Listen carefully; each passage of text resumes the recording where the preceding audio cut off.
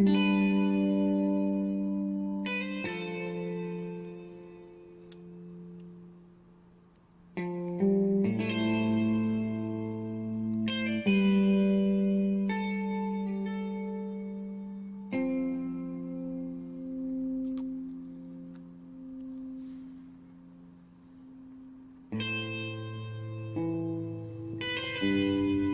you doing tonight? Good to see you guys tonight. Hope everybody's doing well. Yeah. Hey, IG, George. I think I seen Becca in there too, right? Yeah, hey, Becca. How you doing? Yeah, I'm doing okay. Yeah, my wife's still recovering from surgery and stuff, so we've been kind of busy and just trying to take care of things that way. And I'm gonna be going to the doctor myself this week. I'm still retaining lots of water. My blood pressure was 167 over 112 when I was out there with my wife at the hospital.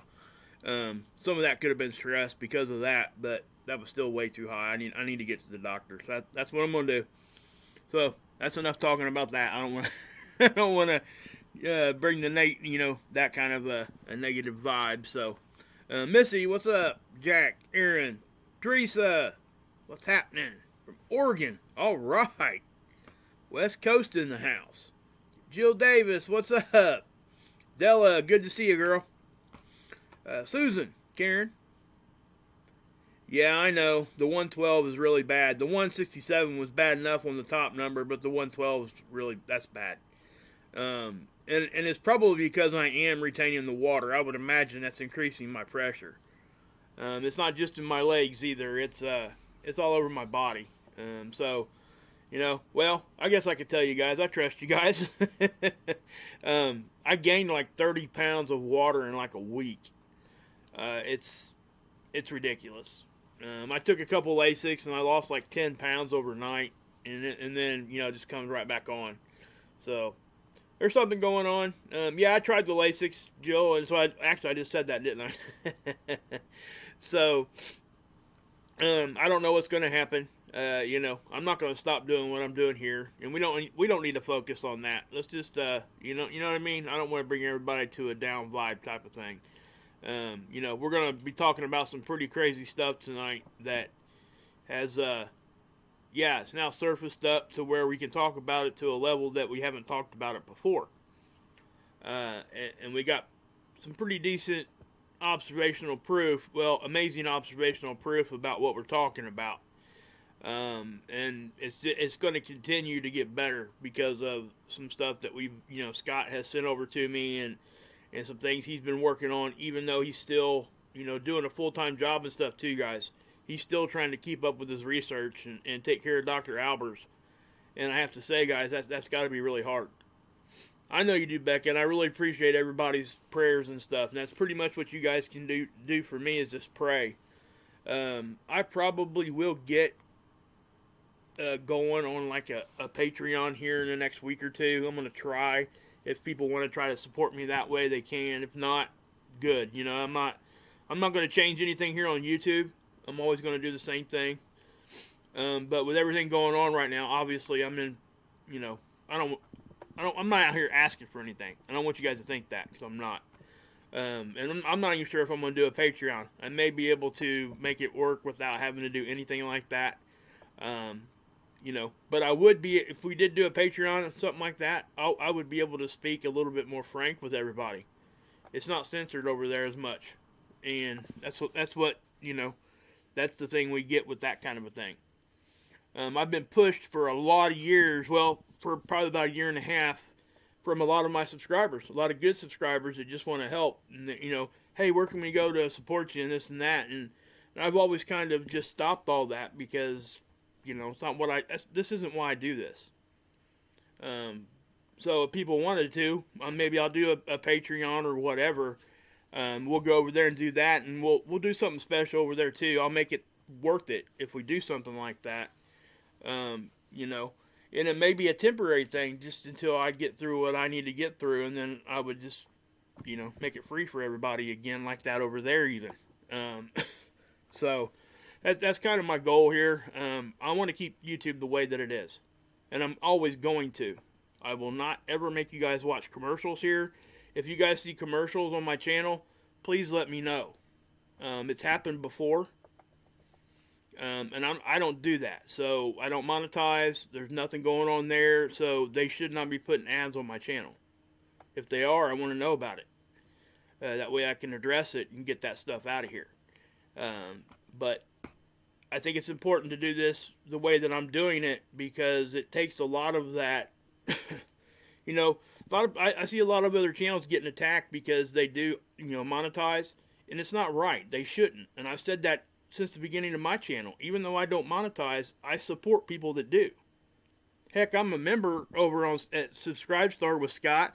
I'm a member over at Mark Pyers on his YouTube channel. It's stuff like that. So yes, I support people, and Marv, I throw him super chats and stuff. So, I think it's a good thing. Yeah, Scan. I don't want to do a PayPal, because that, I'm okay. Okay, guys, I'm not saying that I'm in a really, really bad spot. It's just when these medical bills start coming in, and I don't even want to talk about that. You know what I'm saying? That's what I'm trying to say, guys. I might and I might not do that. It's just something I wanted to kick out there so people aren't wondering, because they've been asking me, how can I support you?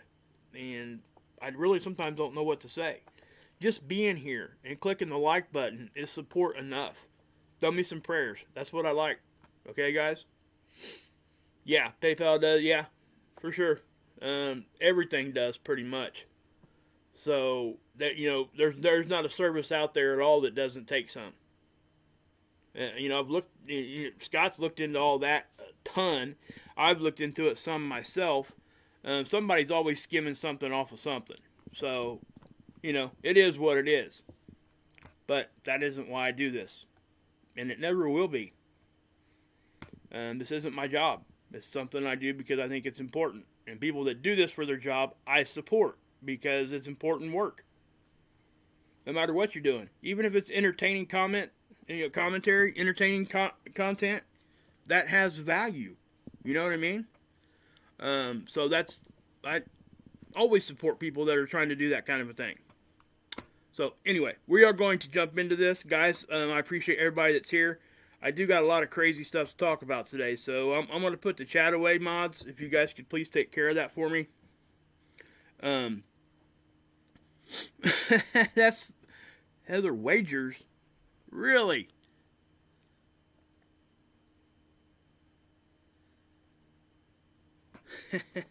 Okay. Look. Oh, absolutely, and it's nonstop. So much work. Yeah. That kind of shocked me there, Heather Wagers, because my wife's name is Heather. And my last name is Wages. When I seen that, I was like, what? So, yeah, that's the only reason why I stopped at that comment, guys. So, yeah, it was, yes, there's a difference between the word wages and wagers. I used to get called wagers all the time growing up. Playing baseball and stuff, they would, you go up to the plate and they call your name out over the loudspeaker. They would call me Mark Wagers. Up the bat, or I've been called Wags, all kinds of crazy stuff. So, Tab, Andy, good to see you in there. Yeah, that's funny, I know, small world. They always hack yeah, for sure, don't they? I mean, that's just something that happens with that name. That, and I got screwed as a child in school because they always lined you up alphabetically. I was always last. Thank you, Becca, I appreciate that, guys. That's the most important thing to me, guys, is the prayers. It really is. So, I am going to get into this. Sorry about that little 5-minute interlude into there. I've been trying to get all the information out at the beginning so people that can just hit the start of my videos. And if they don't want to stay for the question part of it at the end and where we talk more, they can get out of here. I'm trying to get that down. I know I'm struggling with that, guys. I get it. And I apologize. I'm trying to get back to that. It's just taking me a minute. That's all. Okay. So we'll start right here, guys. We got, the Schumann stuff right there in the middle, guys. This is important to see. And we're missing data. Okay, from 1900 all the way to 1100 the next day. So we got, what, 5, 6, 7, about 20, well, we'll just call it like 17, 18 hours of missing data. That's substantial. Usually when this tool misses data, it's only for like an hour or two. And even that, it hardly ever does that. So you wonder when you see stuff like this, and then when you go to other tools, and those tools are missing data also, remember the Schumann here has nothing to do with any kind of satellites. Okay, so when I was showing you guys stuff yesterday with missing data, like here, space weather, see all this? ACE, it was missing data all the way up until about, what's that say? 3 o'clock, 3 p.m. UTC. So we had missing data from satellites and missing data on the Schumann at the same time. Then we started seeing it on multiple satellites at the same time. So something overall was going on. That's my point. I don't know what. It could have been solar weather. I didn't see anything huge hit us, you know. Not to mention that the earthquake stuff was going a little bit nuts. But yeah. So that's why that's important to look at. Now, I'm looking up here at the solar X-ray flux, guys, and obviously we look at this for flares, right? And you can see for the past 24 hours, even going a little bit further than that now, there were no flares. That's the first day in a while we hadn't seen any flares at all. You know, we were getting really small ones. A lot of them were off the side of the limb, had just barely crested over, so they weren't really facing us. But we still got some of the X-rays because it was close enough to the edge it kind of snuck around. That kind of stuff. That big one I showed you guys earlier this week, that was not completely Earth facing. So we didn't get a real good reading on that one. It still went up to a C5 or a C6 class flare up here. If that had been fully Earth facing, there's no doubt in my mind that would have been closer to a top end M flare or even a small X flare. That thing was big. Okay? It just didn't get fired right at us. So keep that in mind. That's how close it came to really giving us a really smack on the face from a decent sized flare. Which it did anyway. We got up into C class. Middle range to high range C class flare. Geomagnetic activity. Okay, we had a bump right here. I think that was from a smaller coronal hole that had rotated through about 4 or 5 days ago. But yeah, so that happened. Now, you guys see my thumbnail. Look at this right here. Okay? Now let me explain what you're seeing here. This is Space Weather Prediction Center, obviously NOAA. And this is where they put most of their, essential information. That's what most people look at. So if you look at these boxes, you got to understand what you're seeing. 24-hour observed maximums. So what these 3 boxes are going to show you is the highest reading it has seen in the last 24 hours. So obviously all these boxes are green. So that means it didn't get into any kind of storm level. Latest observed is exactly what it says. The last reading it got, nothing was in storm level. So then we go over here to the next one. What do we got? Predicted. They're predicting a G level 1 storm, well, anytime now. Because it's the 22nd. It could be later on today. It could be in 5 minutes. I don't know. But what we're saying here is today we're expecting to get into storm level. Now if you click that little arrow here, I'm not sure if it goes anywhere else right here. Yeah, there it goes. Predicted. Now look at this. Look. 10/23. That's the next day. So now we got 2 days that they're saying, hey, we may still be in magnetic storm for that long. Okay, now on the 24th, they're saying no. We're back down into regular conditions. I haven't shown you guys this before because, I just really never had the need to, I guess, because I've always been on here every day and showing you this stuff anyway. But so this is telling you that the 22nd and 23rd, they're expecting us to be in storm level. We may not stay there. We may go bump up and down, all that kind of stuff. But that's a minor storm. Okay? There's nothing to be like freaking out about. It could give us brownouts, but also we have to understand that they don't know how powerful these things are until they actually get here. We can judge by certain parameters that we see, and they've gotten really good at that, but sometimes they're off. A lot of times they're off. So this could be higher, and it could be lower, guys. We may, there's a chance that we might not see any of it, but there's also a good chance we might be higher. So we just gotta wait, especially if we get like solar weather right behind it that wasn't expected. That would most definitely push us up. But if you guys are gonna ask me what I see happening here, we'll go down here. I see us getting up to like a 4 right here. It'll be over here though, but it'll look like this, and then it'll probably pop up here. It'll probably hang out there for 2 or 3 bars or whatever, 3-6 hours, 3, 6, maybe 9 hours. It'll pop back down. It'll go forward a little bit more, pop back up. It'll do that little dance, in my opinion. That's typically what we see. Now, if we see something get up into storm level and it stays right there, that's significant, okay? Because the longer it keeps us those conditions, the bigger chance we have of it actually affecting what we do in our lives. That kind of stuff would be great for aurora photographers, okay? Excuse me. And other areas where people are look at that, ham radio operators, GPS users, they want the opposite. Ham radio operators want one thing, the GPS users want the other. So it's a catch-22 in that instance, but we all benefit when we see aurora photography. It's beautiful. You know what I mean? So, anyway, this is what the sun looks like right now. And we're going to talk about this over here, okay? And that there is still there. I for the life of me, I don't know what that is.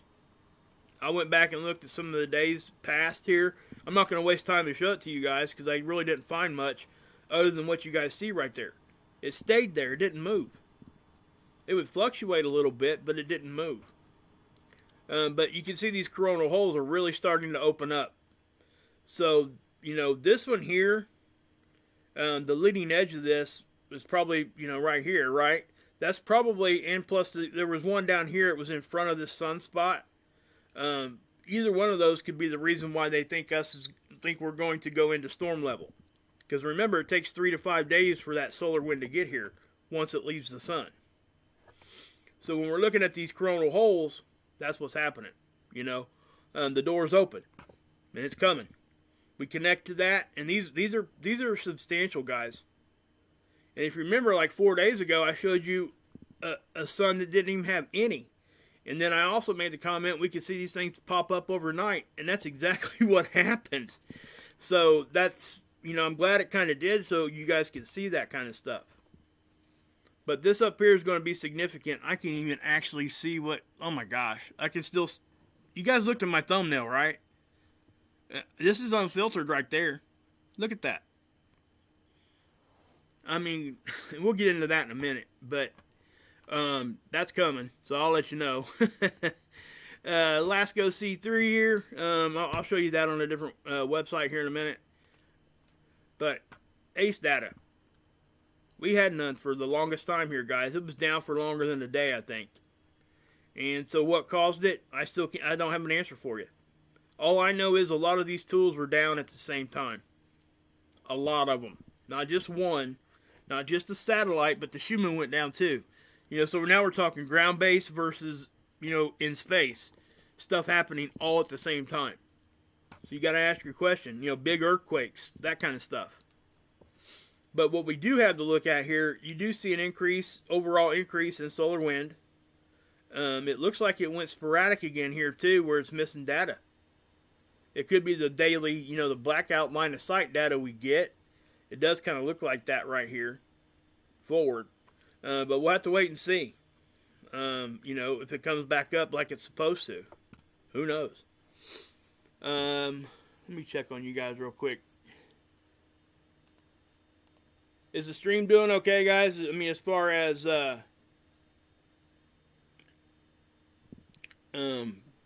audio and visual, no buffering or nothing like that. Everything good in there? Okay, cool. Just wanted to check. I've done videos before where I've done the whole video and forgot to have my audio on or something stupid. Had to remake the video 3 or 4 times. It was ridiculous that one night. But anyway, thank you. I got my mods in there. I seen Sparky in there too. Good to see you, man. Okay. So, this is the end of the model, guys. And let's push play here. We'll watch the spiral graph here. And, again, guys, I'm sorry this one isn't going to be a short one. I'm just going to tell you that straight up. So, I'm going to make sure that you guys understand what I'm talking about before I even go to the chat. But, I do want you guys to see this stuff today because I think I just think you need to see it. So what you're looking at, guys, anybody that's new, if you look at these spiral graphs here, the top section, that is density. Density only. That means the density of the particles. That's all that you're seeing there. Down here, it's simply telling you the speed of those particles. Nothing more, nothing less. Okay? Oftentimes, we integrate our own thought process into this, and we trick ourselves into thinking that maybe this red here is pressure. No. That's speed. That's all this graph is showing you. And then this red up here is showing you how dense stuff is. You got to go off of these this key up here. I do the same thing sometimes. I even fool myself sometimes thinking, man, that's a lot of pressure. You know, and then I remember, oh, that's speed. You know, that kind of thing. So if you're going off of this, you look at the days that they were saying that we were going to be possibly into a geomagnetic storm. We'll go here where we're at right now in time. See this yellow line? Now the green, for people that are new, that's the conditions of Earth. That's what they're expecting. 2 days behind us, this is historic. Okay, it's already happened. They know what happened. That's what these lines are representing. But they try to predict 5 days out in advance. So I'm looking at this, and this is not that high on the 22nd, 23rd. Sorry. In either spot. So, and then we get the speed. 22nd, 23rd. Nothing's going on there either. So I'm left to wonder what's going on. I do think it's a coronal hole, but because we know the coronal hole was there. But this model here isn't showing that. It's really strange. If we're going to look at the 22nd, 23rd, we got to look at right there. See that yellow line? All the way over to here. So something's off here. And I don't know what it is. I can just show you the information it's given us, and that's about all I can do, guys. I don't know what else to say. But you can clearly see they're thinking we're getting in the space weather prediction site here is not the only one saying this. Okay? So something is strange with that. Okay, now see, look at this. This is what I knew that this was going to happen. We were missing that data on all those sites I was just talking about. The 3-day satellite environment is not going to update because they don't have nothing to give us. And if they do, they don't want us to see it. And I do wonder, okay, guys, because like I said, we got ground-based stuff doing it and satellite stuff doing it all at the same time. So you have to understand that is not normal. It doesn't do that usually. So it's almost like it's a coordinated type of thing where they don't want us to see it, or it was an overall blast from something, and it did affect our satellites, and it affected us here on the planet too, which is possible. Okay, a solar flare would do that, or a big CME. So did we experience something like that, and they just didn't want us to see it, or what's happening? And again, that's one of those things I'm not going to have any kind of input to add there because I have nothing to show you. This is the Auroras. Now, again, if you look down here at the timestamp, that's at 10/22/02. That's right now. Okay? So this is where they're expecting to be the Auroras right now. Now, when this geomagnetic storm arrives, you're gonna see this stuff light up with oranges and reds, and it'll probably start, trying to trickle down, like right through there. Now, with the G1 storm, most of the time that stuff doesn't come very much far south as our northern border. Okay, so keep that in mind too. If it does start stretching down, typically it means that that's a stronger storm.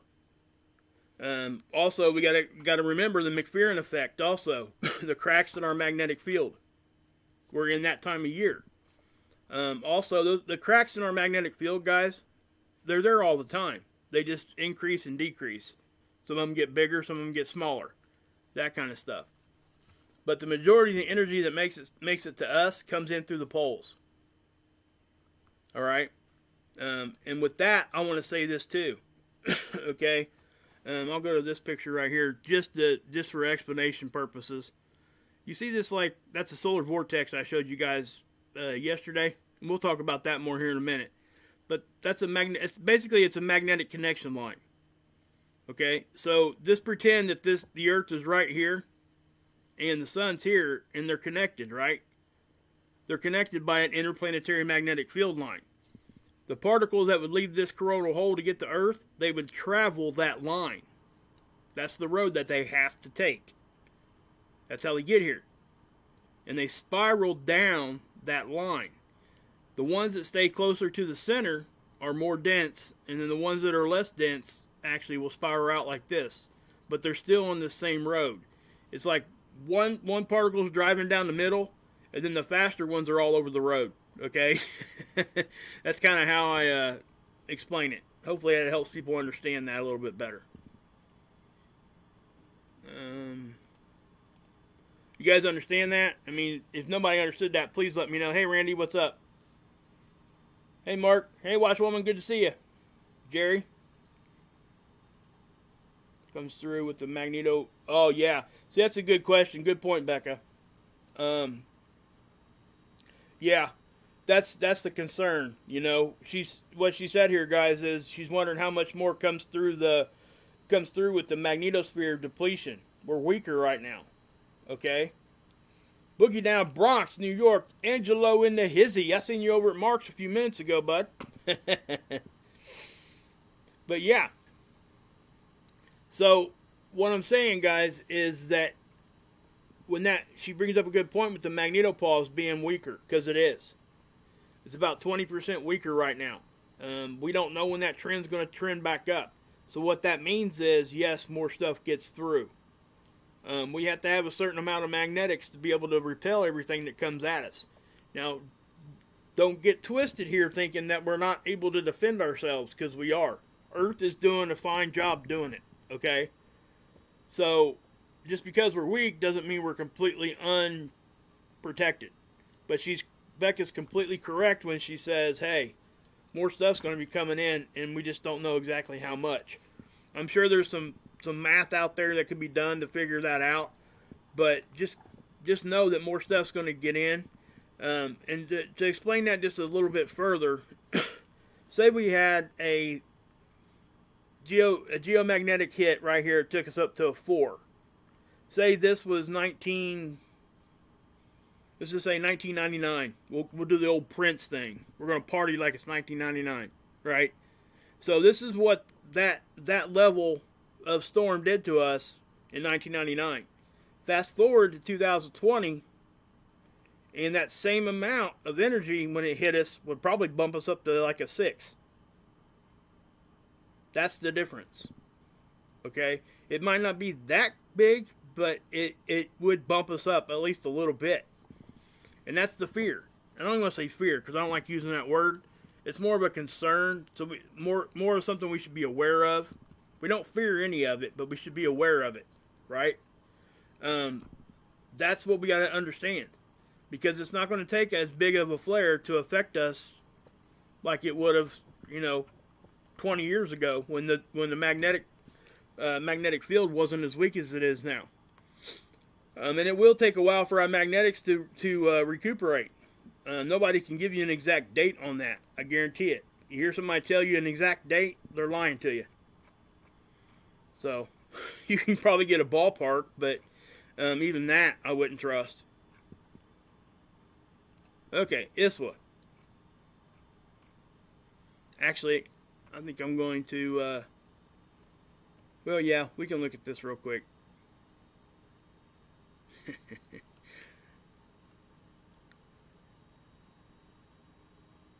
Okay, this is stereo A. We'll look at that over at Seeds, okay? This is LASCO C2 over here on the right. That is our view. That's as if we went outside and looked at the sun, right? So let me pause it. So we get down here closer to the time that we are right now, and what we see is a humongous jump in time. Okay? Watch the timestamp right here where my cursor is. Right below my arrow there. Okay, you see what happened? It goes from 8:48 to 15:05. So you're missing 7 hours of data, again. And then it went from 15:36, 15:48 to 23. So we don't know what happened between there and there. See how the imaging changes? Just by, one capture forward, one capture back. Now, something as of note here, guys, you're noticing you're probably seeing a lot more sparkles here, and that's because we are in the Oort meteor shower right now. It's the debris trail from Halley's Comet, and I'm not going to go into detail on that. I've already talked about that. If you want to know a little bit more about that, just go ahead and go back to my last live stream, and it's there. But this is the coronal hole detector, and it's puzzling me why they don't have this stuff outlined. I don't know why they didn't. It doesn't really make sense. Let me click that, see what happens. Let's see what it gives us here. Yeah, nothing. Okay, so we'll just keep going on that. Now listen, guys, I know you guys are looking at that, and people are going to freak out. I get it. It looks crazy. I understand. But it's not crazy. Let me explain. A lot of you guys probably already know if you've been watching me for any length of time. I'm going to pause it there. Alright. Remember I said we have missing data, right? Look at the timestamp here. That's at 17. Let me back it up a little bit. When did that start? When did that little roll action start? Let me pause that. Okay, it started. Oops.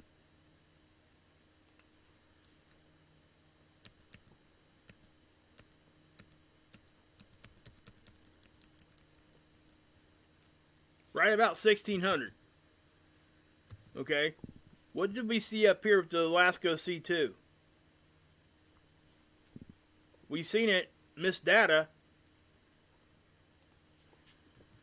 from 1548 to 2312. So roughly 1600, this tool went down. That's on a different satellite, guys. This is on the SOHO. It's out in front of Earth too, but it's not in the same. It's not the same satellite. This is SDO. That's out in front too, but it's not the same satellite. Okay, so both of these things are missing. This one did a roll. Okay, it's a calibration thing that they have to calibrate these things, right? So they do this to maintenance them. This is how they maintenance them. And I know it looks all crazy, but it's a telltale sign. If we keep moving here, you can see the clear outline of the lens, okay, and the edge of the camera. So you know that's what's going on. It's not any kind of planetary body. It's not the moon. It's not nothing like that. This is most definitely something that they do. See how it goes? Now it's going side to side. See that? I've seen people get on here and just call that like the end of the world. I'm serious. I'm not even kidding. I've actually heard people say that. It's ridiculous. But it does freak people out if you don't know what you're looking at. But like I said, just use a little bit of like common logic. And when I say that, I'm not trying to be insulting to anybody. What I'm saying is you need to sometimes you got to break it down to the most simple thing that you can think of, right? So you can understand it. you ask yourself, well, my gosh, the sun's getting eclipsed by some crazy moon or some planet that's flying by the solar system, right? Well, you show me a planet that has a straight line like this. Okay? So this is what I'm saying. And then have a perfect arch coming off like that, right? A rounded area. No, that doesn't happen. And that's what I'm trying to say. So when people come out here and tell you that that's the end of the world, you need to look at it and say, you need to be barking up another tree because it ain't coming up mine. So that's what you're seeing there. I wanted to explain that first and foremost. But the time it did its roll was the same time those other satellites were missing data. So why are they doing that? So something has affected all of these satellites. Okay? That's the conclusion. That's all we can say.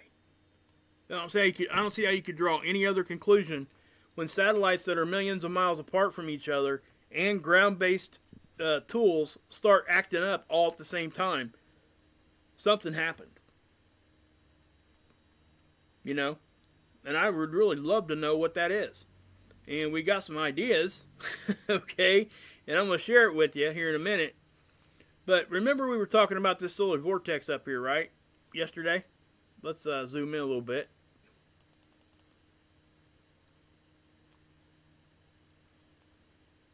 We'll push play.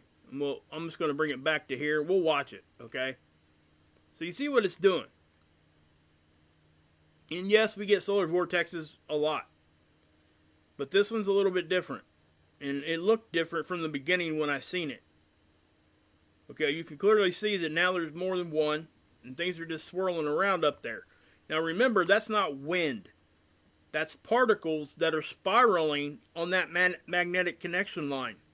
This does not have wind like we have here on our planet that's caused by low and high pressure. Okay, essentially. So you can see this, right? And you can even see it at one point on here on the edge. You can even actually see it go whoop down that direction. So what's going on over here, right? And like I said in my past two videos, I thought something was really strange about that. I made that comment quite a few times. But as we go through here, we'll check out the 304 real quick to get another view of it. But you can see, so that thing would quit being stupid. You know, look at that. That's tall, guys. Okay? We're talking 5, 6, 7 Earths tall. So, and I said that yesterday, right? So the height of it is substantial. Okay? It's not something that just is hanging out on the surface. This right here is what we usually see. Those kinds of things right there. But what we're seeing up here, I think, is going to probably blow your mind here in a minute, because I'm going to show it to you. Anybody that hasn't seen this stuff before, yeah. And now, even people that have, you haven't seen what I'm getting ready to show you. This is something that's, well, let's just put it to you this way. We've been looking at this for some time now, and some stuff starting to come to light. Let me put it to you that way. So, you know, if we grab this, it's doing its thing. Okay. And again, this is sunspot. We got to pay attention to that. Those are substantial sunspots, guys. They're not wimps. I can tell you that. I'm not sure if this is an official sunspot yet. I haven't looked, but I know this one is.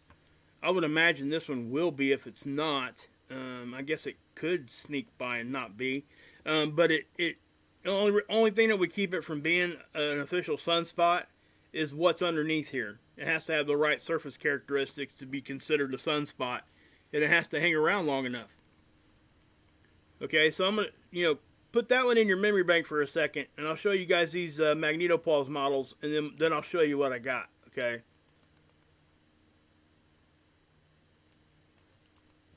So, again,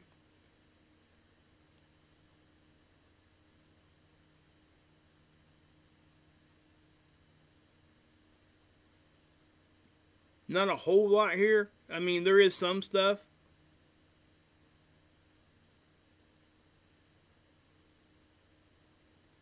it's just not a whole lot. Okay. Now that last capture right there, I think we're starting to see the beginnings of what's going to be giving us the geomagnetic storm.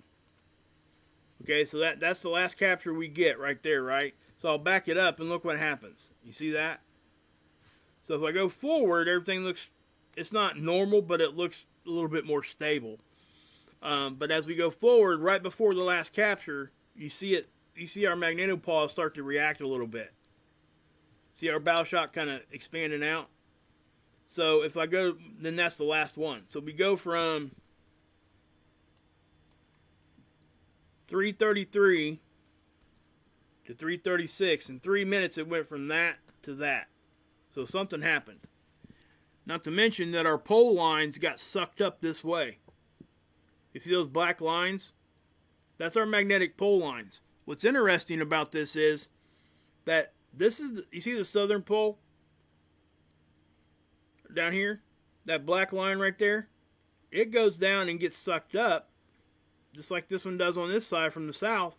But the northern pole lines are going the other direction. So you gotta ask, it's like, what in the world are we doing here? What is that? You know? That's not normal. It shouldn't, they shouldn't be doing that. You know, so you gotta understand that the Earth has a certain, it's a certain diameter wide, right? So that's the difference of what we're seeing here. So the magnetic lines that are coming from the southern pole are going, you know, up, and the ones that are coming from the northern pole are going down. Why? It's complete opposite. It just doesn't, these are supposed to really be like stretched out straight in the back. Well, I can show them to you. Right there. You see them? The black lines. Okay? Now, the blue ones are our connection to the sun and other celestial objects, right? We're connected to everything magnetically. Just know that. That's the first thing to understand. But these IMF lines, interplanetary magnetic field lines, should stretch all the way across and not be broken. You see how they're broken?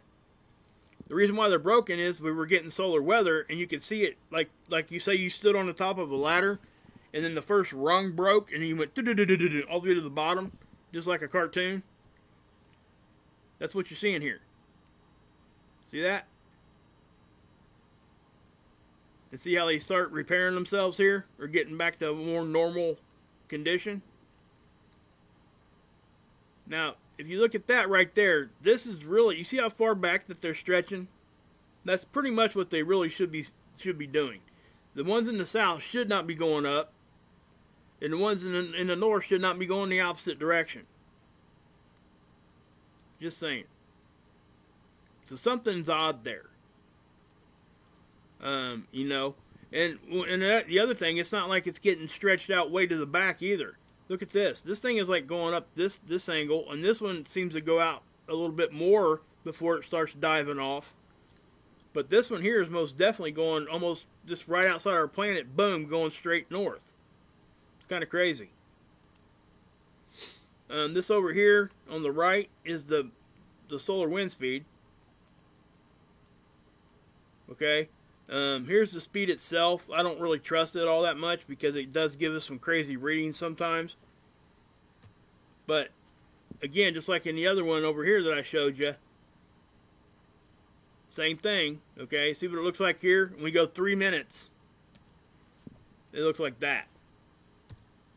From that to that in 3 minutes. That's a substantial change. I think something's happening like right now. I'll tell you what, let's update this thing. Maybe it gives us another capture.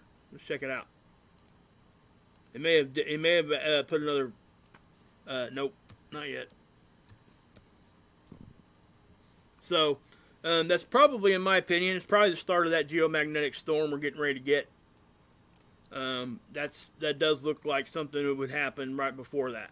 Now this is really close to our, you know, this is what most of us come look at because this is our planet, right? And then this is the satellite orbit line. That's important to know too. Like I talked about, the satellites were being affected. Now remember, the satellites that are out here don't have the magnetic protection that the Earth does. Not to the level that we do here on the surface. Okay, and the ones that are like SDO and SOHO are probably out past our bow shock. And, you know, they're out there just getting blasted with solar wind constantly. So that's why they do those maintenance rolls. That's why they they flip it 180 degrees sometimes to keep the lens fresh. That kind of thing. But you can see how, you know, just like in one capture, watch this. Boom. Okay. The pressure builds really quick right there. And then we see that. So that's at 1335. That's at 1411. So that's about, what, a half hour missing data? So sometimes, you know, like a half hour or 20 minutes can be a safety shutdown for these satellites. Okay? It'll come back up pretty quick like. But sometimes they go into safe mode. They have to protect themselves. So you're seeing, you know, what we would expect to see pretty much if we're getting hit from the front. Now, all this stuff happening back here is a little strange looking. I haven't quite put my finger on it yet. You see how it kind of points? That's kind of strange. Okay? Usually when stuff is happening back here, it's more of a rounded protection. It looks more like out here in the front, the bow shock. Okay, you can see how it's kind of curved right here, but what's strange is out in front of it here. And see what happened there? Watch it open up here. If it was coming from, you know, from our protection here, why would it open up right there first instead of just kind of moving its way that way? See that? So we keep going, and then you start seeing the round. See that? So something strange was happening there. I don't know what it was, but this is the overall look of that right there is strange. Remember, this is a satellite line. Look where the red's at.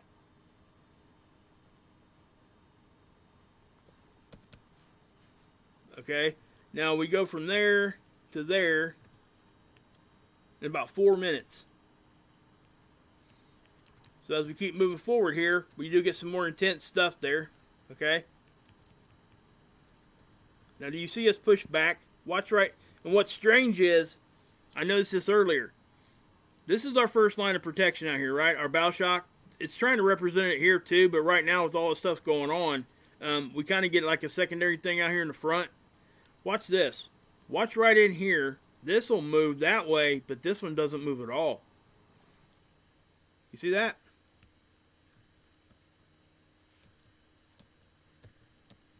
Okay, if this was the typical compress and rapid expansion back out the other way that I talk about, that second arch should be moving with this one that way, and it didn't.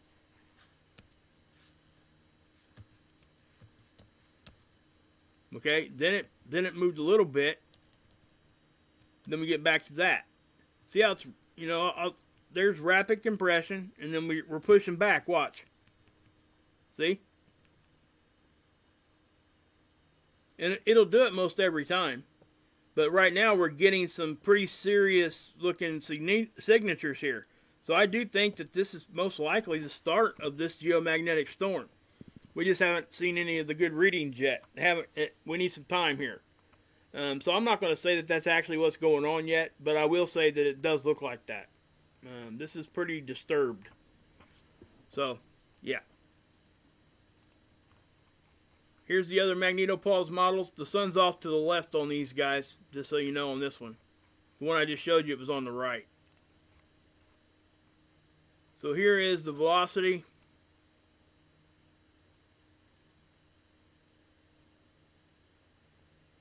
That's pretty straightforward what we expect to see. This is the density.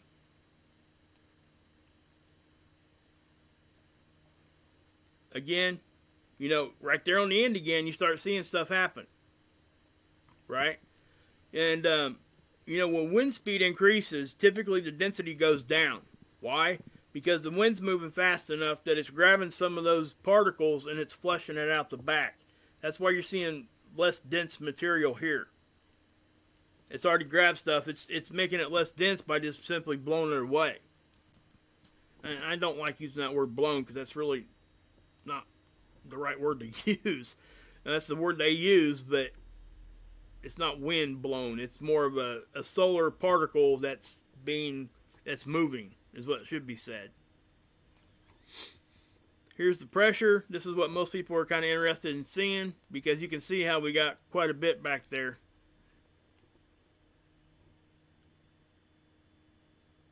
So yeah, it's reiterating what we've seen up here. Here's the Australian model. Let's back that up to the 21st. It's probably going to jump around a little bit.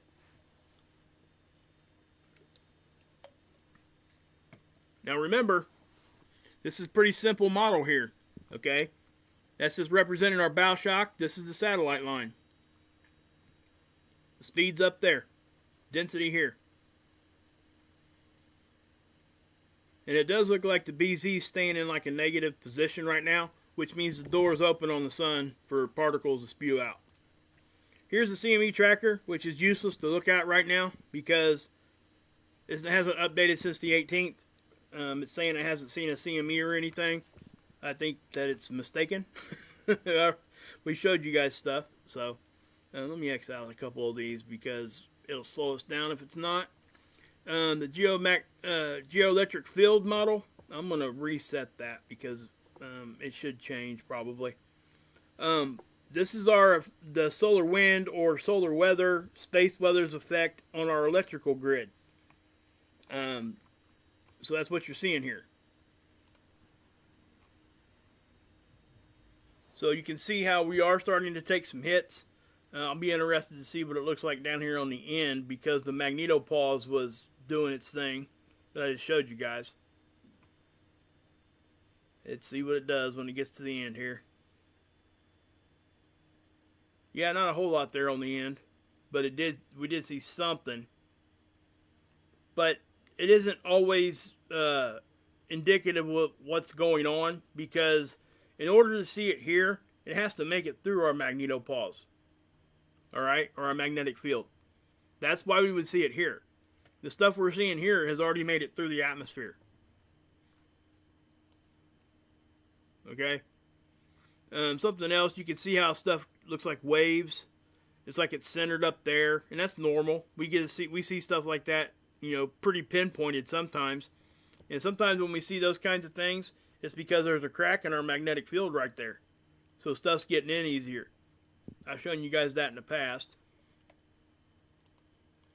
So here's seeds, and I'll try to show you what I can here, but we're not seeing a whole lot because we've seen a little bit right there. Not much to talk about there.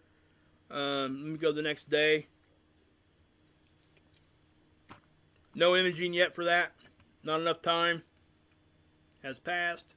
No data for it yet. Here's the 21st on stereo A. I do want to show you this. Okay, watch that little object going back through there. I haven't looked to see what that is, but it's most likely a planet. And why I say that is because it's moving at the exact same speed as the background stars are. Okay, and I know it's kind of hard to see on stereo A, but they're there. You can see it here too, like it's coming through there. But why it looks like it's going through that energy there is because the angle that we're looking at the thing through. We're looking at it through that. So it's going to look like it's in it, but it's not. Okay? That is a long way away from the sun, just on the other side.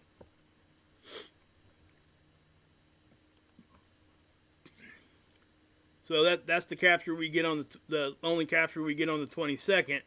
But there's that object, okay? It's showing up, and like I said, we're going to see it. It's going to come across. It's going to transit all the way through.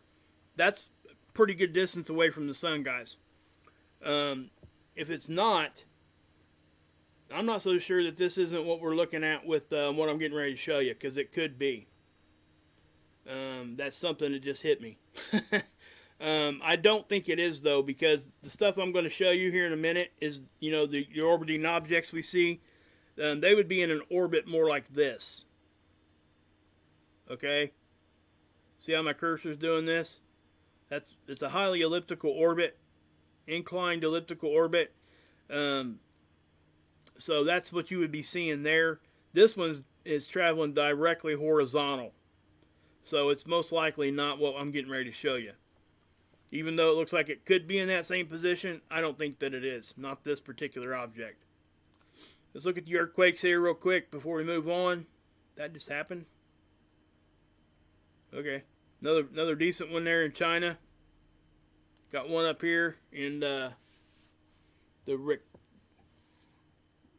Ricanyes Ridge, I guess. Is that how they pronounce that? Not really sure. But yeah. Here's the big one up here in Alaska that we all knew happened, right? We talked about that a lot already. But we are seeing some significant sized earthquakes right now. Now let me show you this. I'll change the settings. Right now we're at 7 days, magnitude 2.5 or bigger. That's what we're seeing here. So let's go to 1 day, magnitude 2.5 or bigger. And that's what we see. But watch when I change it to all magnitudes. See the difference? From that to that. So sometimes looking at that, and that's why they put it at the beginning, because that's what they want everybody to look at first. If you just simply click down to that one, that's the default at the top. You know, if you click down here, you're going to see where the activity actually is. It may not be strong stuff, but look at all this swarming and stuff. That's a lot of activity, okay? And they don't really want us looking at that. Well, they don't care if we look at it, but what I'm saying is that they try to kind of mask that by showing us that one first, and they make that the default setting. It's kind of crazy. So yeah. Power outages, nothing to talk about there. Okay, fire. Colorado, look at this thing. That is nuts. That's a big one, guys. I mean, that's a large fire. Okay, you guys see that smoke kind of pop on there? What I'm going to do is I'm going to try to get down in there a little bit. Matter of fact, I'll just go localized here. Right here. Look at that thing, guys. Okay, we go from here where it wasn't, you know, it was hot. That's a hot spot. Okay, that's why it's black. We go from that to that in just a few hours. I mean, wow.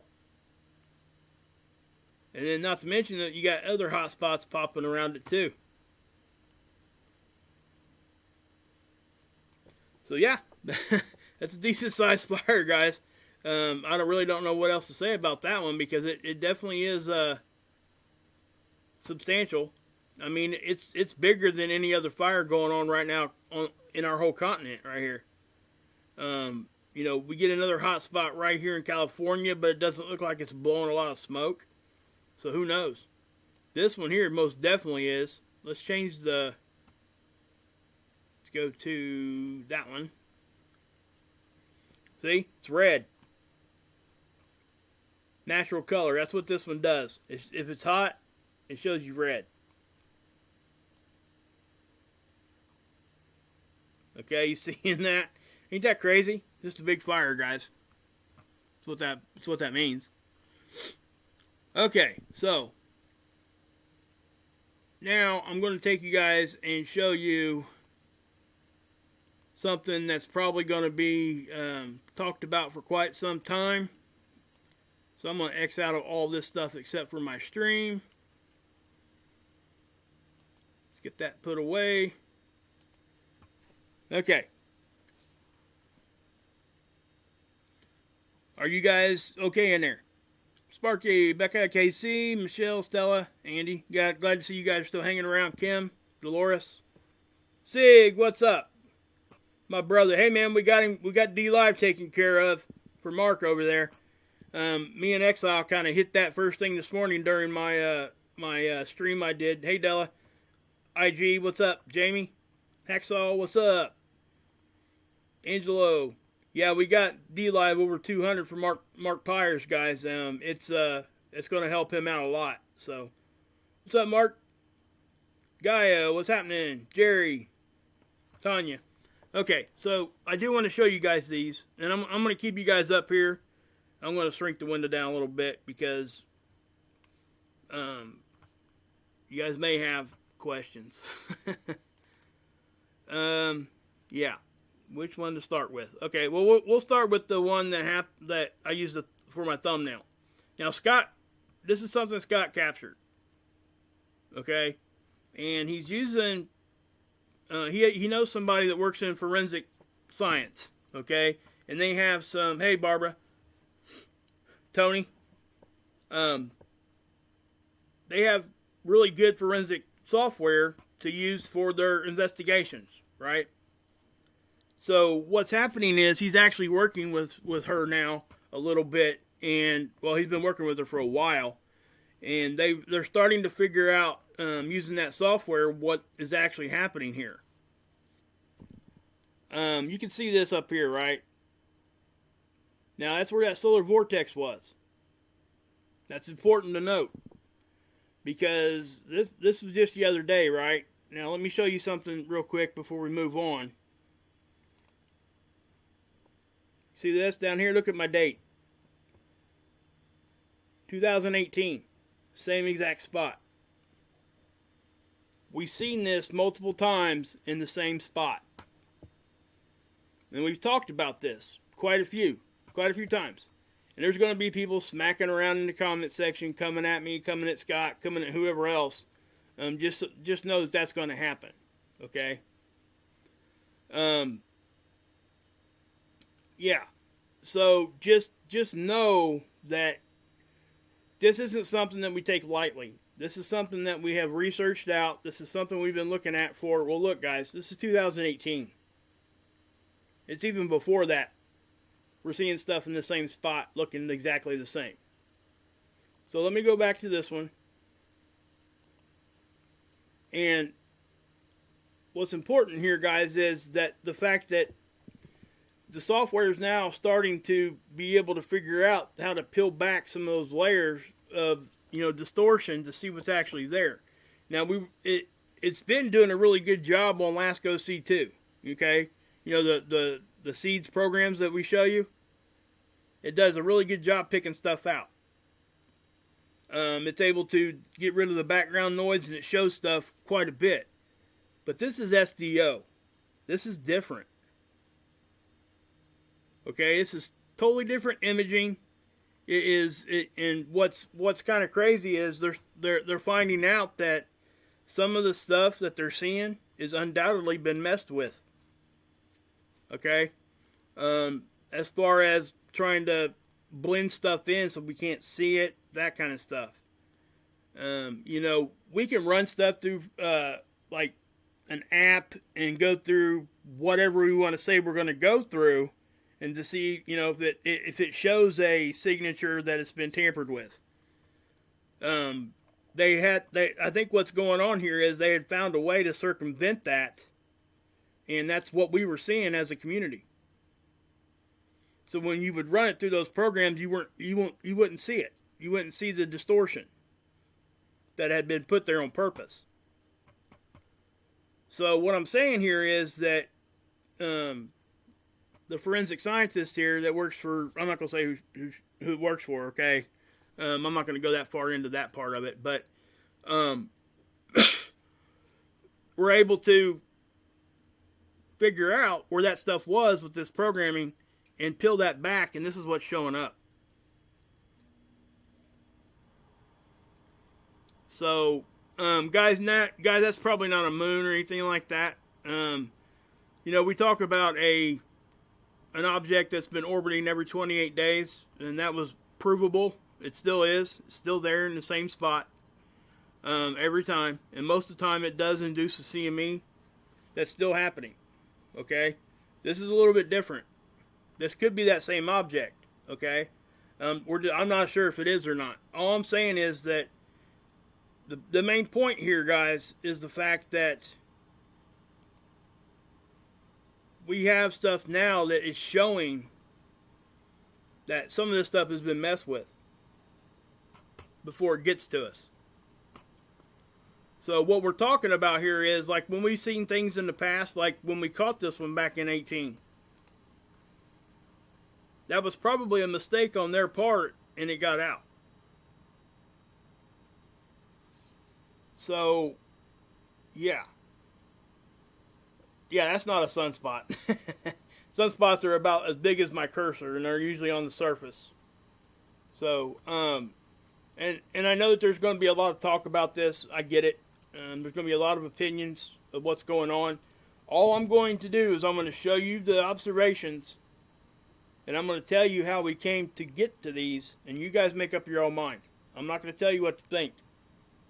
Okay? But just know that the due diligence here has been done, and it's still continuing to be done. And yeah.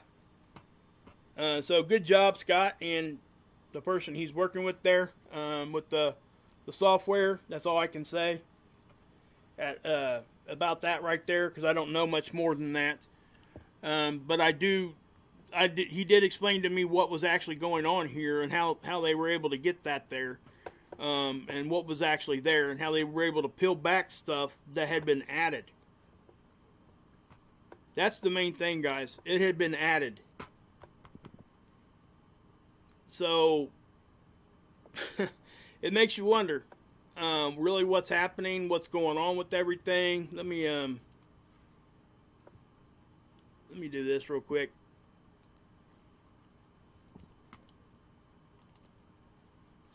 Okay, he made this little graphic, okay? This is the most recent capture. Now keep in mind that this is in the same spot as it was in 2018. We caught it a few other times. And it does resemble some of the other positions that we were catching this thing in, okay? But you can see how we got, sunspots and loops and stuff being induced most likely by this object. You can see how it's connected to it. That's probably most likely the reason why that vortex was so tall. We've talked about this a bunch, and I know that there's going to be a lot of people that have a whole different, mindset here. But yeah, I just yeah. I don't know what else to say about this at this point.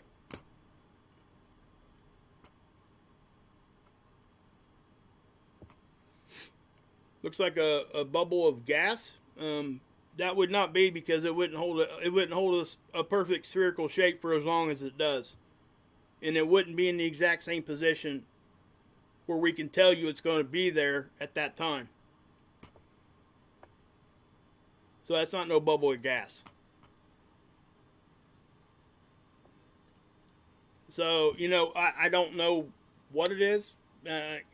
Again, this is something that we've been talking about, and I'm not going to go too much more into that, guys. I'm just going to show you the observation and show you what's happening here. This is what's been going on. This is a lot of stuff that we've been researching with the help of, this new software and the person helping Scott understand what this is. It takes hours sometimes, guys, for him just to enter this stuff into the software and let it run. He'll walk away from it, come back to it, and sometimes it still isn't rendered out. It takes a while. So,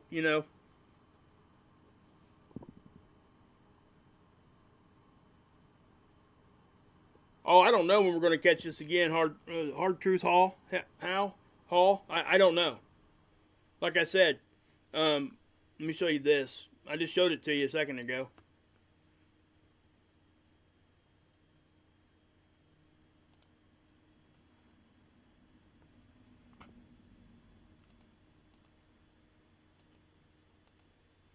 Crap. I think I just killed my stream. I don't know if I did or not. Let me see. You guys still there?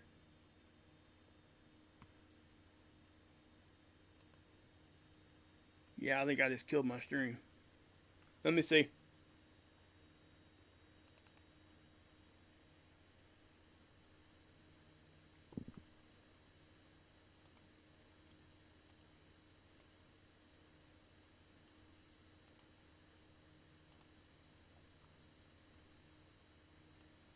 Great. I don't don't know if I killed it or not, guys. Oh, you guys there? Okay. Oh, it's there. There it is. I'll just go to it. Yeah, here we are. I don't know if I killed it or not, guys. Oh, you guys there? Let's just get that out of there. Okay, let me, yeah. As long as you guys are there, that's all I care about. As long as you guys can see me. But yeah, like I said, Hard Truth Hall, is that what you said there? Is that your name? Sorry if I got that wrong. But this one, come on. That's 2018. That was 2 years ago. I don't know, Hard Truth. I really don't. It looks, obviously it's something strange that we've been talking about for a long time. And we've seen it skirt through this close before.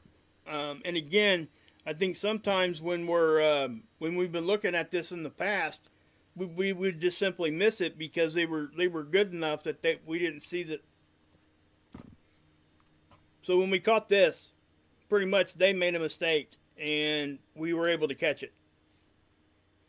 That's pretty much this is the way I understand it, and the way that this software thing is looking, and the way that this software works, and all that.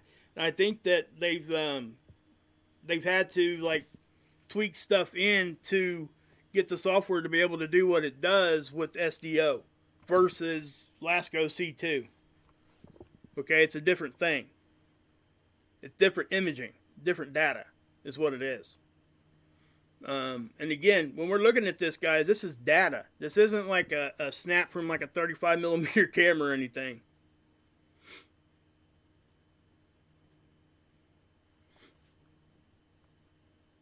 Yeah, the gravitational pull, that's a good point that we've always, we've discussed what's actually been going on there.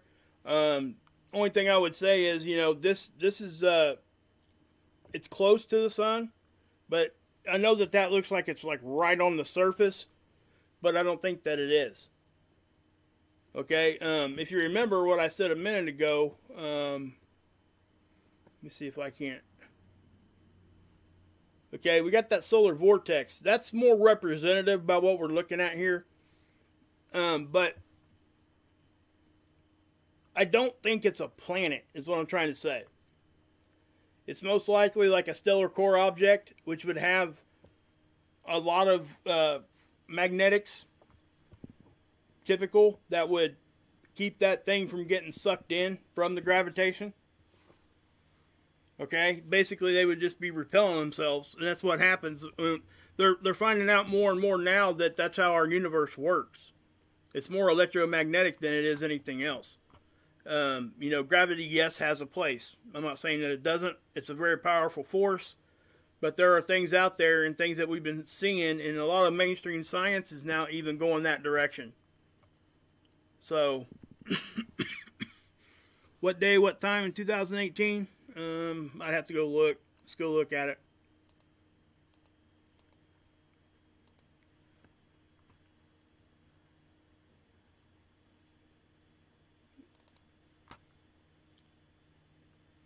That was SDO from 7/31/2018. So that'd be what, July 31st?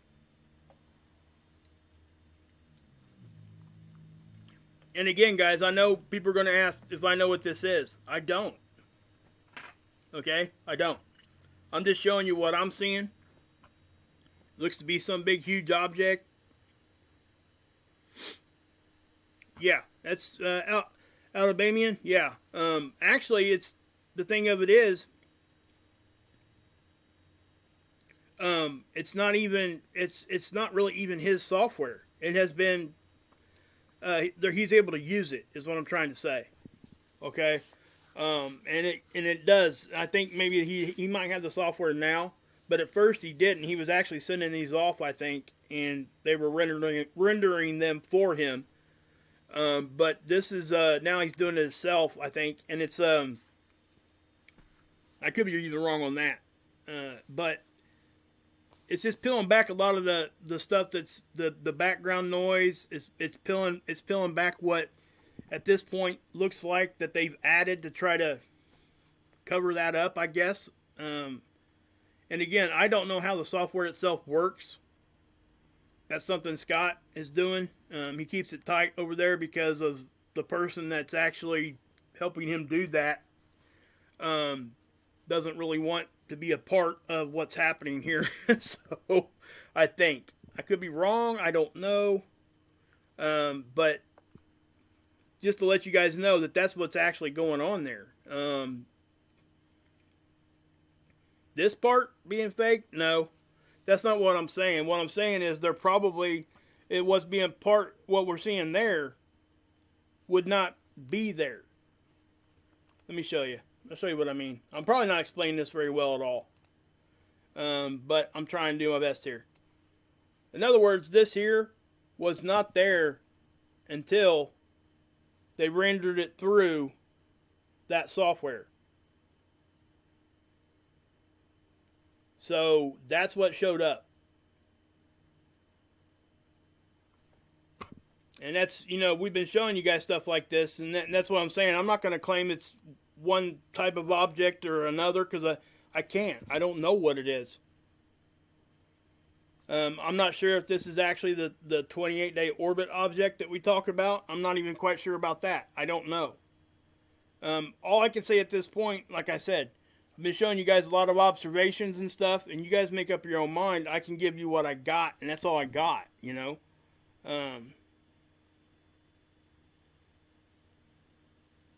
Yeah, you're right, Hard. I mean, no, and that's kind of what we're fighting here, too, Hard Truth. You know, here's what I don't see happening is that they would, like, cover this up and or put something there and then cover it up only for us to like wipe it back off and see the fake that they put there. That's what would have to happen if that was actually a fake thing. You know. So, you know, I don't put anything past them, but I don't think that's what's happening here. That's a lot of whatever going on there. But yeah, I mean, there's no doubt in my mind that they mess with this stuff, guys.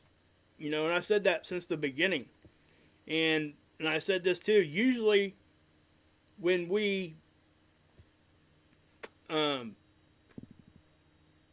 see stuff like this, it has been them making a mistake. So, I don't know.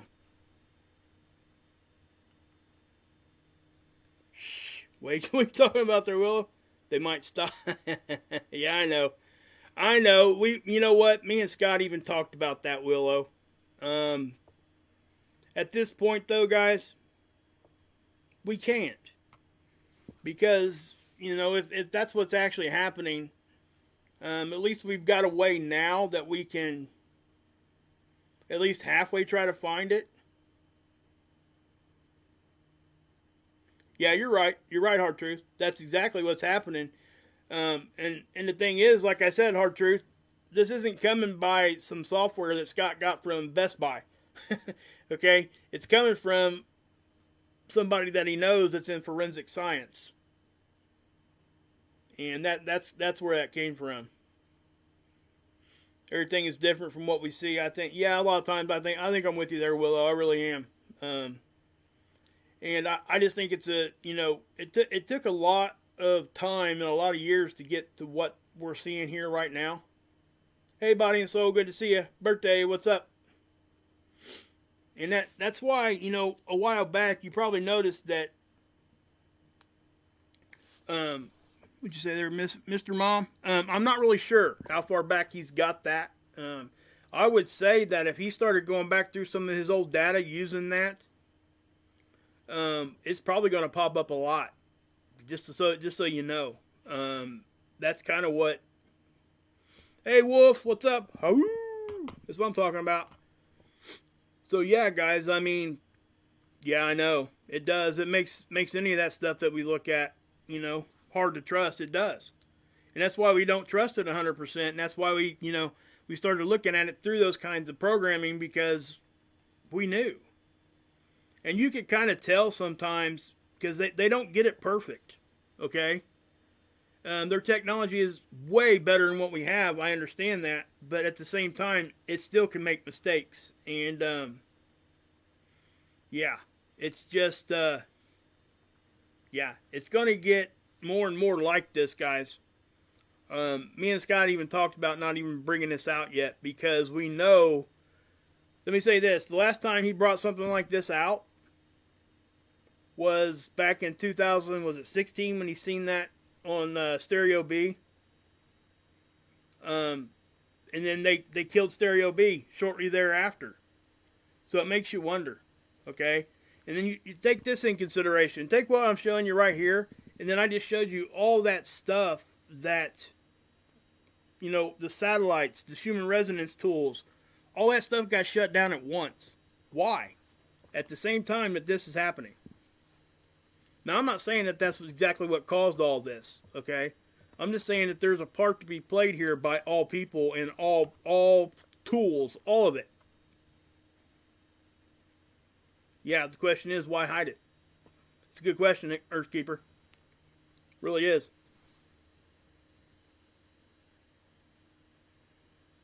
Yeah, you know what? You're right on it, Hard. I mean, no kidding. I actually, yes, that because I had that same capture, and guess what?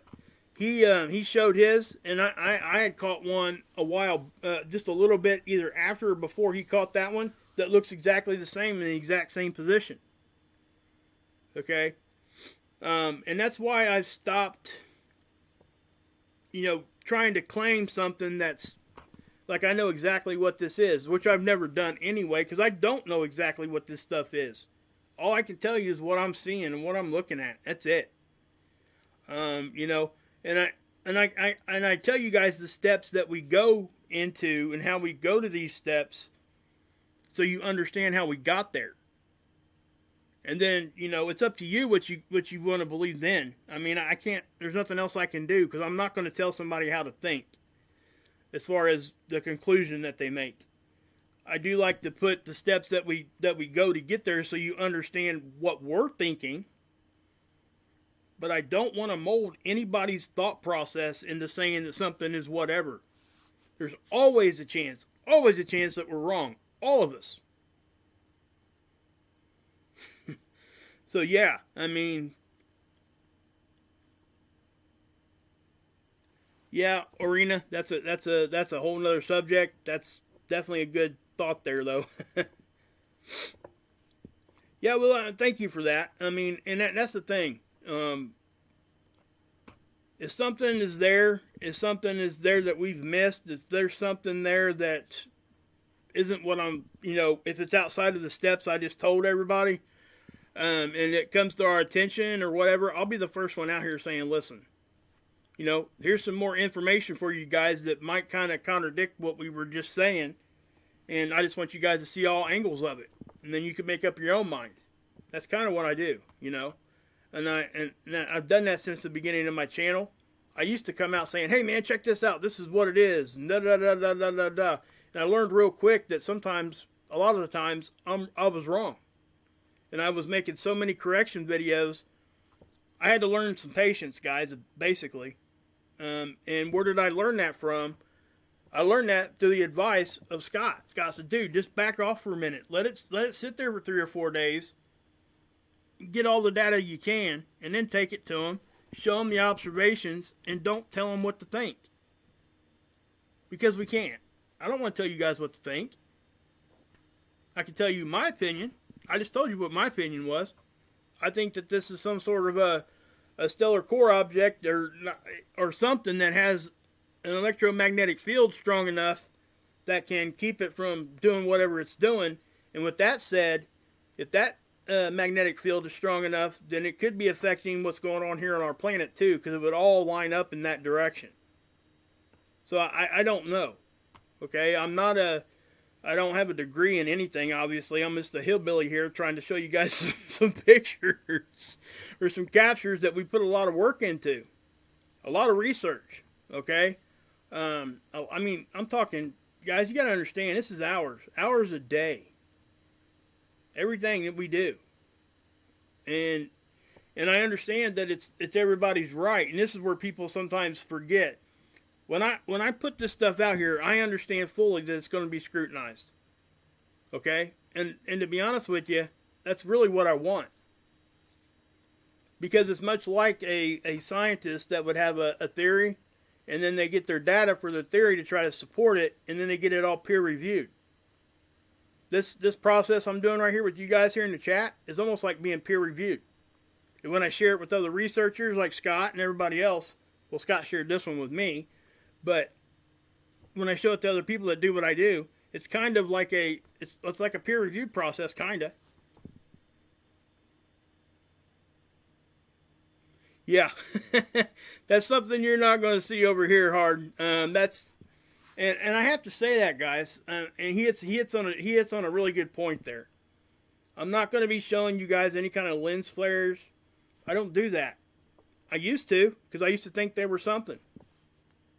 And then once I understood the process of how a camera works and how the light can be reflected in certain ways, the small little test you can do to prove one way or the other if it's a lens flare. You know, the finger test, guys. I mean, I've said that a bunch. If you think that you see something, okay, say you get your camera out and you look up at the sky, you don't see anything, right? You put your camera up there and all of a sudden you see something. Well, to eliminate, because yes, the camera can see outside of what we can.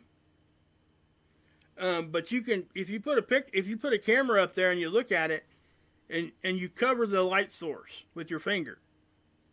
So in other words, stick your finger in between the sun and your camera.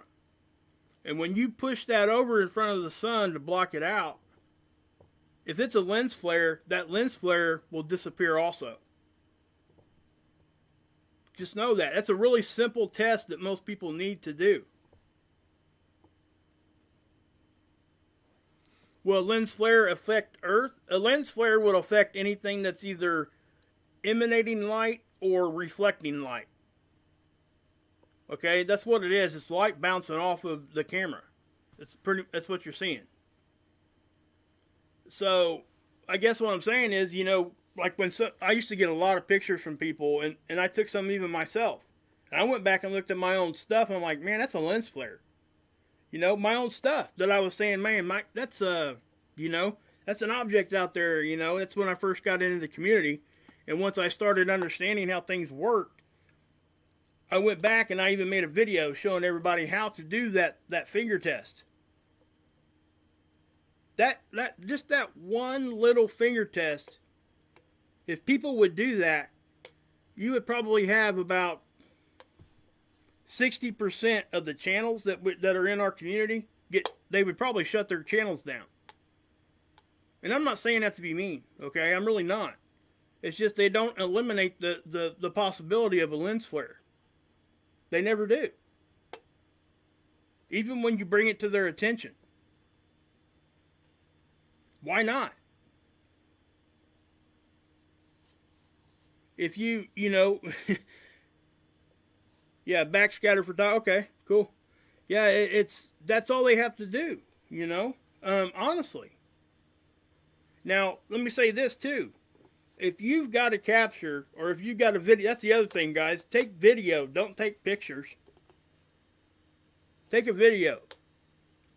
That helps prove your case. Okay? So if you're taking a video and you say, hey, look guys, I seen this, and have the audio on too, so they know that you're saying it in real time. Here, I'm sticking my finger in front of the light source, but the object's still there. If you've got a video like that, send it to me. Please. Please, please, please. And I want to see it, because most likely that would be something that we need to look at. Because that would, you know, and even at that point, we would still have to run it through a few tests and make sure that it wasn't something crazy, like a camera anomaly, which still does actually kind of happen. But at the same time, oh, thank you, IG. Yeah, did somebody ask for it? Oh, okay. Yeah, hard trip. There you go. Yeah, she dropped my email there. Thank you, IG. Appreciate that. So yeah, guys, I just don't know what else to say about stuff like this anymore, because I know that there's so much doubt, there's so much scrutiny, there's so many things that could be going on, and that's why I don't even try to claim anything is what I think it is, because I've been wrong before. Now I'm going to sit here and tell you that I don't think we're wrong on this one. I just don't, and that's my opinion. I think Scott has done some great work here. I think that the programming and stuff that his friend is allowing him to use is key to doing what we're doing right here. We wouldn't be doing any of this if it wasn't for any of that. You know, and I feel fortunate enough that we have something like this to go to try to filter out some of the BS that we see.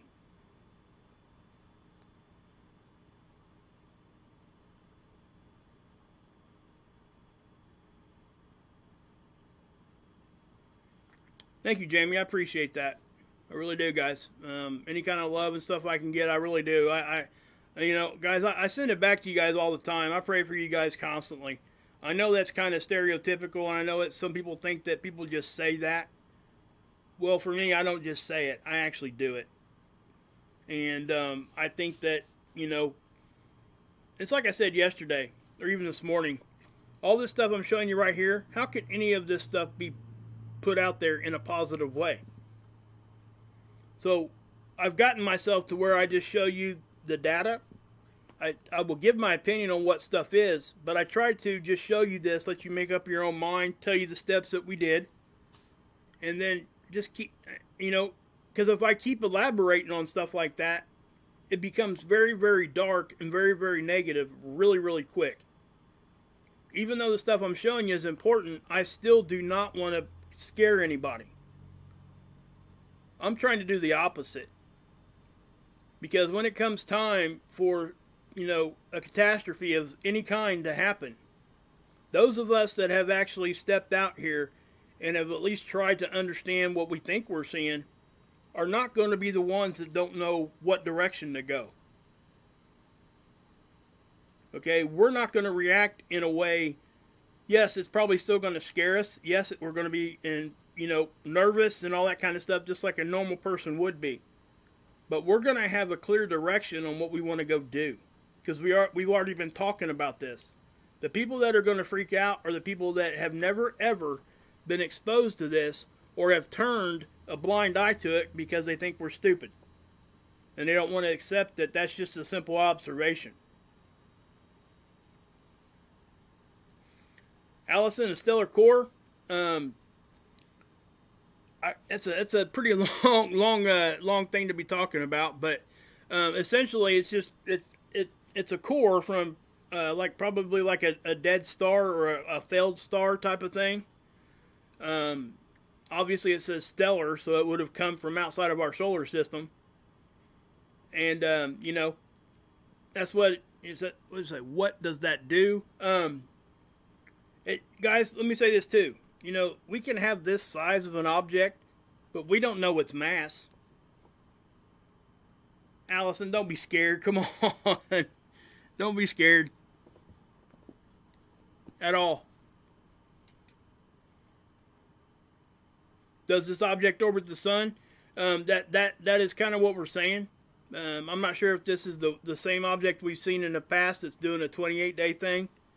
But like I said before, for those that didn't know, like I said, we talk about this quite often, but it wouldn't be in an orbit like you think. Most people, when they look at the sun, they look at our solar system, they think, you know, most of the solar system planets, they will orbit on the ecliptic, which is basically the equator of the sun. If you stretch that out throughout the whole solar system, that's called the ecliptic. Most planets will orbit close to that ecliptic line. So it'll be almost horizontal with the sun. Now, sometimes they'll go above, sometimes they'll go below. Even Earth fluctuates. Okay? So that's what's called the ecliptic.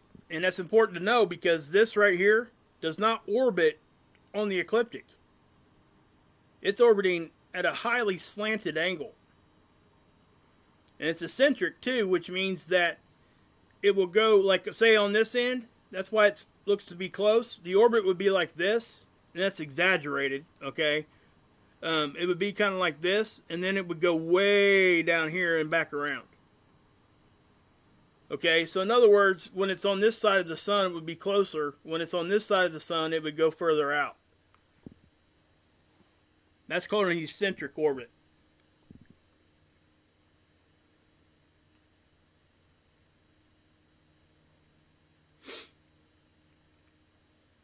Yeah, I know, Taylor.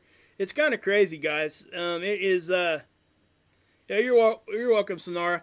And listen, guys. I don't want you guys to believe anything you don't want to. And that's why I'm not going to sit here and beat people over the head with this stuff. I'm just going to show you the space weather observations that I can show you. I'm going to show you the observations of what I'm doing right here. And I'm going to tell you how we came to where we got this stuff at. And then at that point, I really have no other way to point you, because I can. All of our brains don't work the same. We're all going to come to a slightly different conclusion, even if it's really close. It could be really close to what I'm thinking it is, or it could be really far. I just don't know. But what I'm looking at, I have a strong belief in that. Man, it's hard to deny this one, guys. I don't know what to say. It's like the 28-day thing we were doing there for a long time, and it's still happening. We don't harp on it anymore because there's other stuff going on. So, when we were doing that, you get to see me in the same spot every 28 days, and it was lighting up objects and stuff. It's like, how can you not at least talk about it? So, that's just where it's at, Medicine, you're right. 7 billion opinions out there. Back at you, Allison. Glad you stopped in. Yeah, Cherry, that's definitely a possibility. Yeah, there's a lot of theories on that, guys. Yeah, Sig, dwarf stars. It's just the fact of the matter is, guys, we don't know what it's made of. We don't know its mass. Okay, we're lucky to get captures of it. Unfortunately, we don't get to use the technology that they do. And that's where the problem lies. Because none of us are ever going to come out here and saying we're being shown the unequivocally truth down to the pinpoint. We're not going to come out here and say that because we can't. It's that simple. But I can show you what I got, and I can show you lots of it. Okay? And, Hard Truth was in here talking about, with the lens flare situation. Ask yourself this, guys, seriously. If you got somebody that's telling you that they see some big, huge object or whatever, ask them if they did the finger test. And then when you ask them that, if you're able to be like face to face with them or listen to what they're saying, watch how that they immediately change. They will get like almost immediately defensive. Most of them will. And they'll start deflecting right away. But then they will never answer your question, which was the original question, did you do the finger test? They won't answer you. So that's the issue. And that's what we have to, we really have to.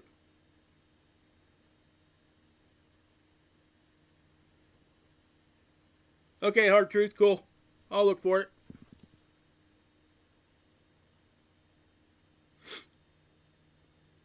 River Rain. Hey, good one. Thanks, bud. Appreciate that. Let's see here. How can they have wonderful technology, but at the same time, the grid will fail? Controlling. Yep. Pamela, that's a good point. Marfa's on. Is he on? Okay, cool.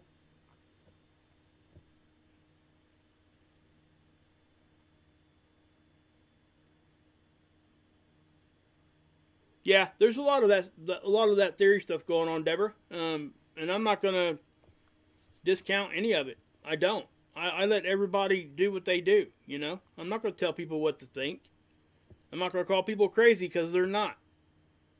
Just because somebody has a different idea than me or a different theory about what's actually going on doesn't make them crazy. It makes them human. And that's just where we got to go with it. You know, but one thing that the majority of the people, even that have such polarizing opinions that they can agree on, is the fact that something isn't right. Something isn't normal. And there is something called a catastrophe cycle. That's not disputed by anybody. So every so often we will experience catastrophes. Hopefully we're not here for that. But that's what we're talking about, you know, at the end of the day, really is.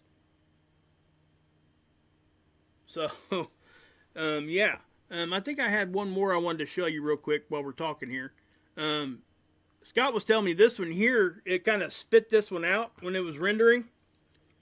But it outlined the corona, and then when it was outlining the corona, look what it did.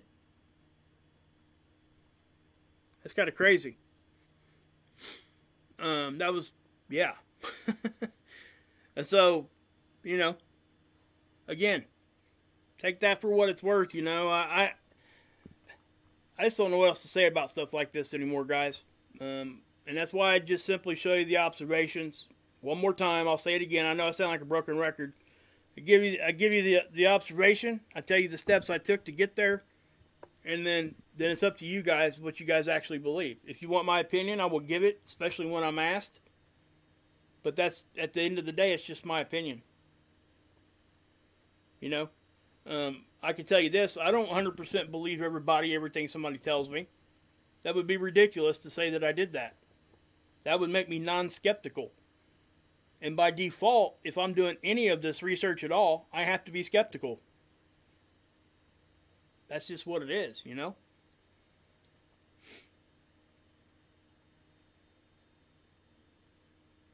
You're right, Jerry. Exactly right. You hit it right on the head exactly how I... Does this worry me? No. I have to say that. This does not worry me, okay?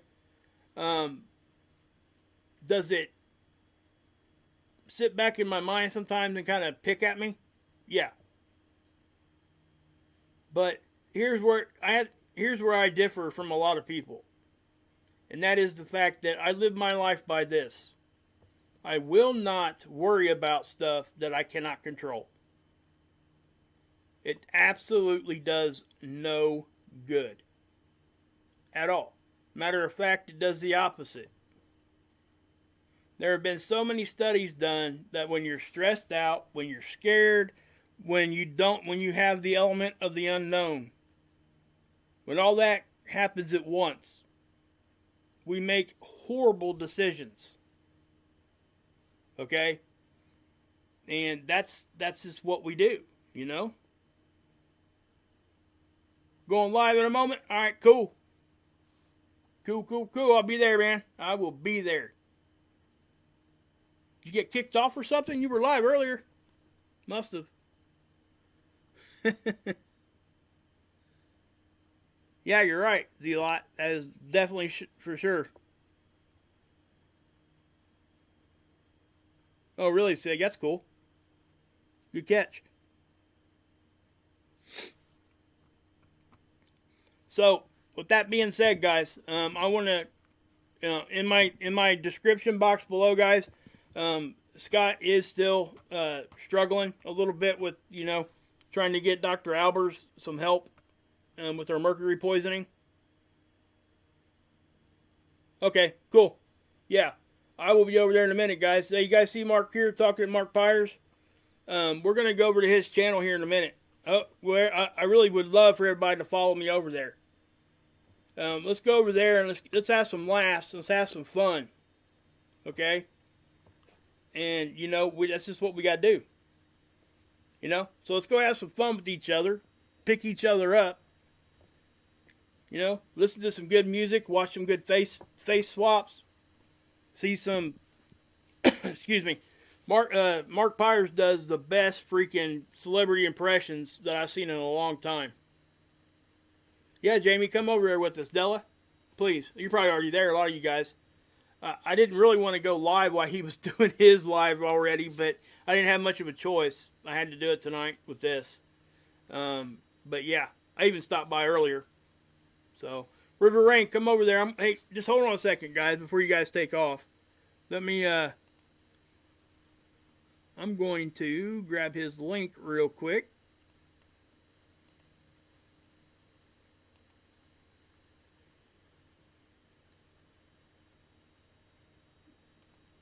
Nursing homes. Look, I gotta go, but happy 600. Mark. That's him, by the way. Freaking Cuomo, right? Unbelievable. How's your Cuomo doing? So yeah, guys, he's most definitely that's him doing that voice and the face swap. It's awesome. Share. Oops. Copy.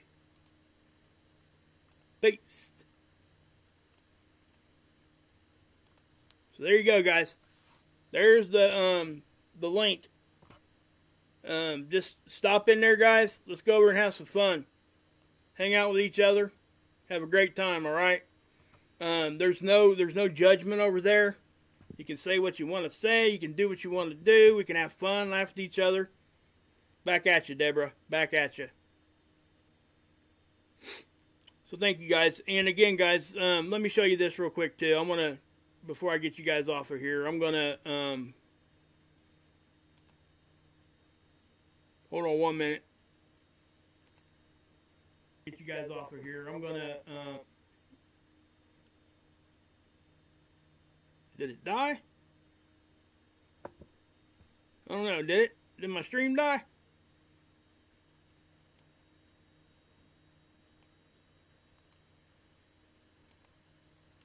Here's a link to help Dr. Albers out, guys. If you guys can, go help Scott out. She's trying to get her mercury. She got mercury poisoning, and there's multiple stuff, guys. She's having to deal with.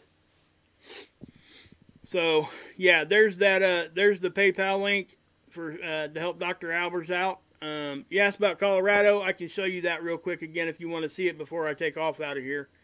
We can do that real quick. Just because you asked. Let's go up here. Okay.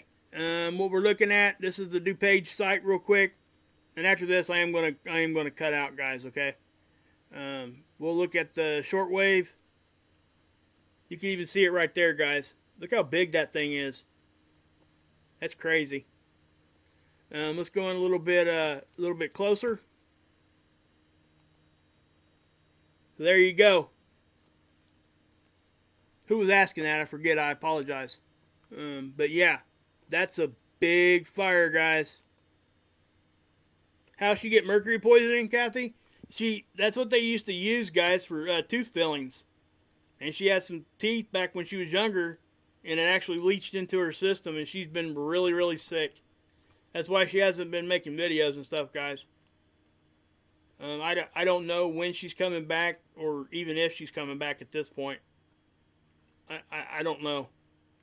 But look at that. Oh, Indigo. Okay, are you asking about the Colorado fires? Okay. Yeah, I covered that a little earlier. I know I did that kind of early, so yeah, I have no problem showing it to you again. Look at that. Look at that thing just bam. Crazy, isn't it? Deborah, yeah, fillings in their teeth. Ain't that nuts? The stuff that we used to do. So, yeah.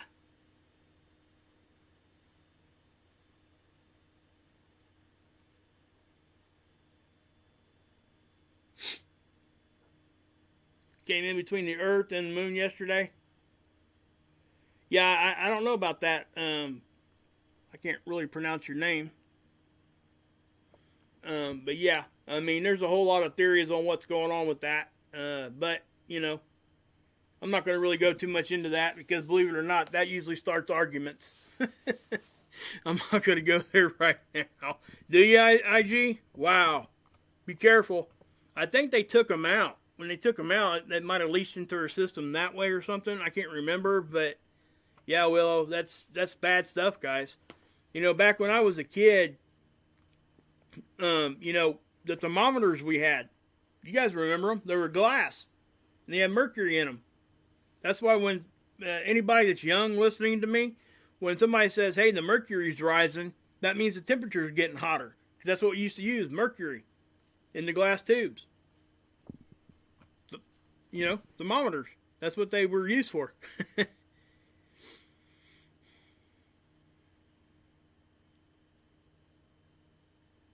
Okay, cool, Sig. That sounds really, really cool, man. Oh, well, I'll check that out. Thanks, guys. Let's see here. Oh, just turn. Talking about feeling that must be. Oh, Renee. That is mercury. They used to use it for fillings way back in the day. And, yeah, you have those fillings. Yeah, mercury is it's poison, guys. You can't be getting that in your system. It's heavy metals, and it stays in your system unless you have the treatment to get it out. And it takes multiple treatments.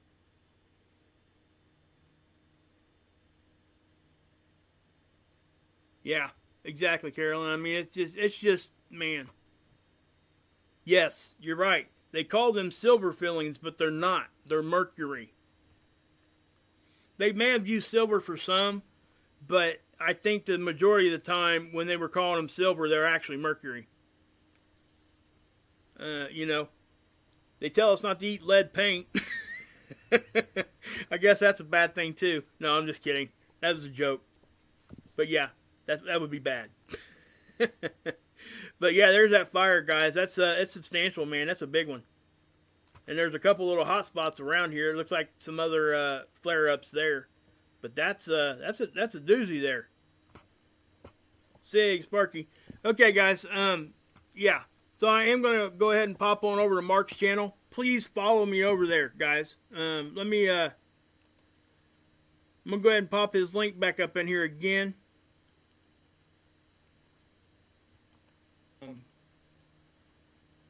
Let's hold on.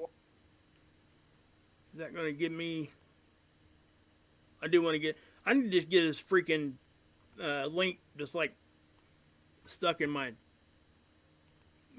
description box. But I like to drop it this way because I can put it in the chat pretty easy.